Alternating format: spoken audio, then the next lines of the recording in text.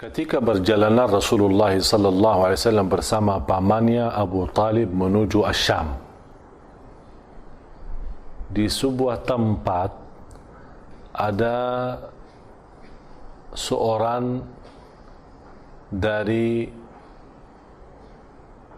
agama Nasrani, ulama ahli kitab, yang beliau sangat mendalami ilmu kitab dan mengerti dengan tanda-tanda yang ada di dalam Kitabul Injil dan Taurah. Ini masa kedatangan dan munculnya Nabi, dan Nabi itu akan datang dari kalangan Arab. Tapi beliau termasuk salah satu yang masih bertahankan ibadah, bertahankan tauhidnya kepada Allah Subhanahu wa taala. Dia tidak termasuk orang-orang Nasara yang hanya meyakini tidak ada Tuhan selain Allah, dan Nabi Isa yang mereka ikuti adalah Nabi, bukan anak Tuhan.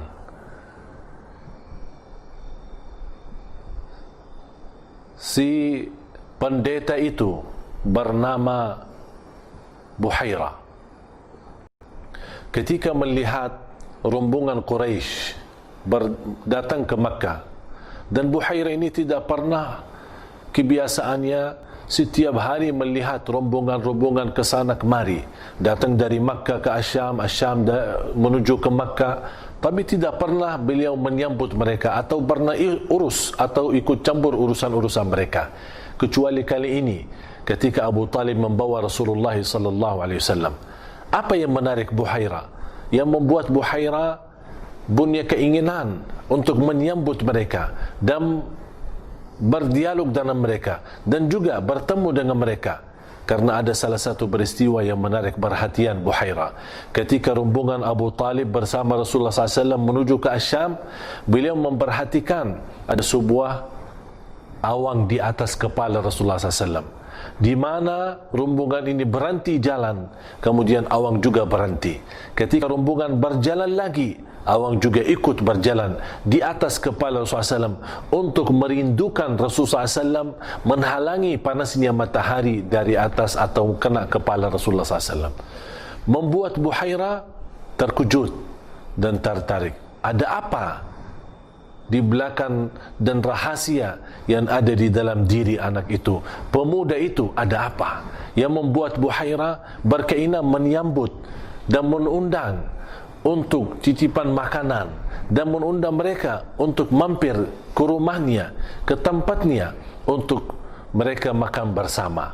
Sampai Abu Talib bersama rombongan pimpinan Quraisy, hanya Rasulullah SAW tertinggal untuk menjaga unta-unta dan barang-barang yang berharga yang dibawa mereka dari Makkah.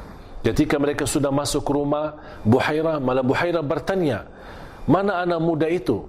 Mereka berkata, dia lagi menjaga rombongan kita, dia menjaga barang-barang kita. Langsung Buhaira dengan tegas, tolong dibawa dia juga untuk ikut makan bersama.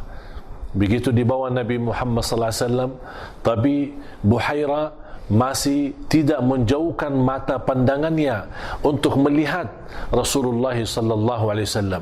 Sambil Rasulullah SAW sendiri mulai sedikit ketakutan, mengapa Buhaira ini pandangannya tidak pernah menjauh dan melepaskan aku melihat terus.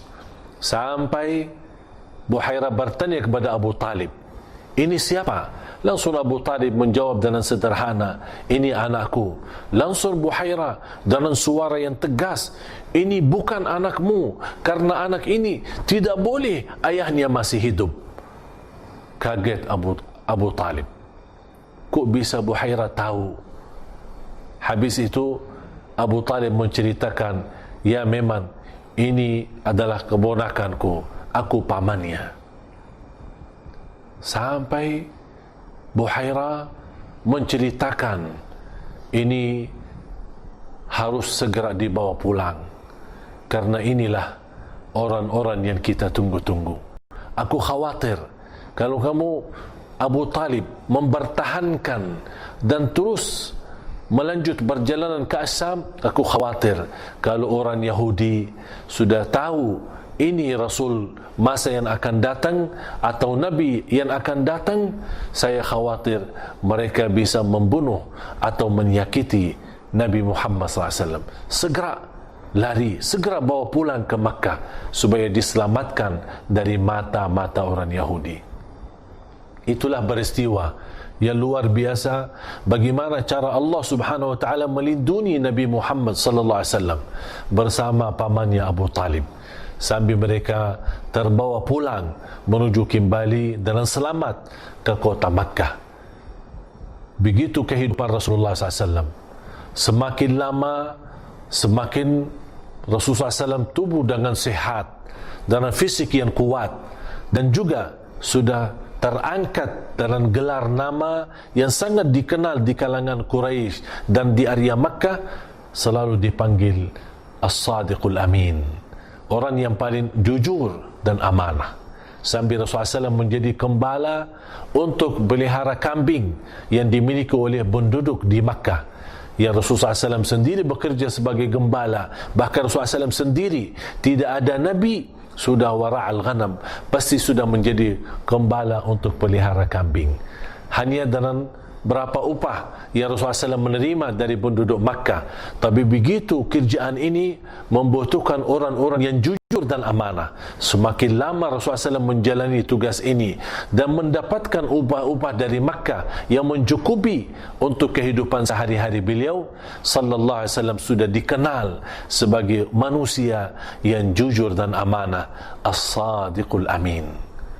Di usia Rasulullah SAW 25 tahun sudah menjadi impian, cita-cita semua wanita yang ada di kalangan Makkah.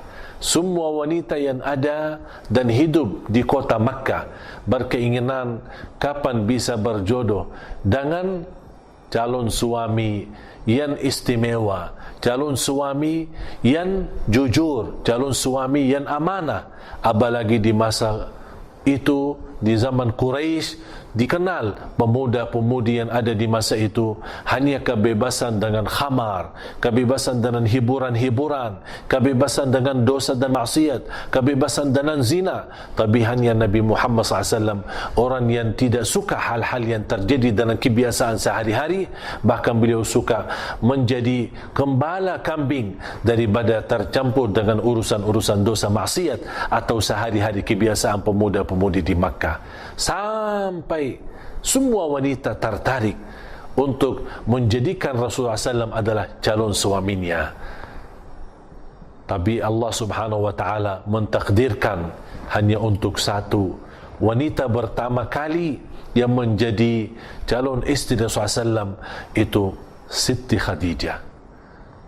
Peristiwa Rasulullah SAW bersama Siti Khadijah, pernikahan beliau dan ayahnya Siti Khadijah yang awal-awalnya masih menolak Rasulullah SAW sebagai menantunya.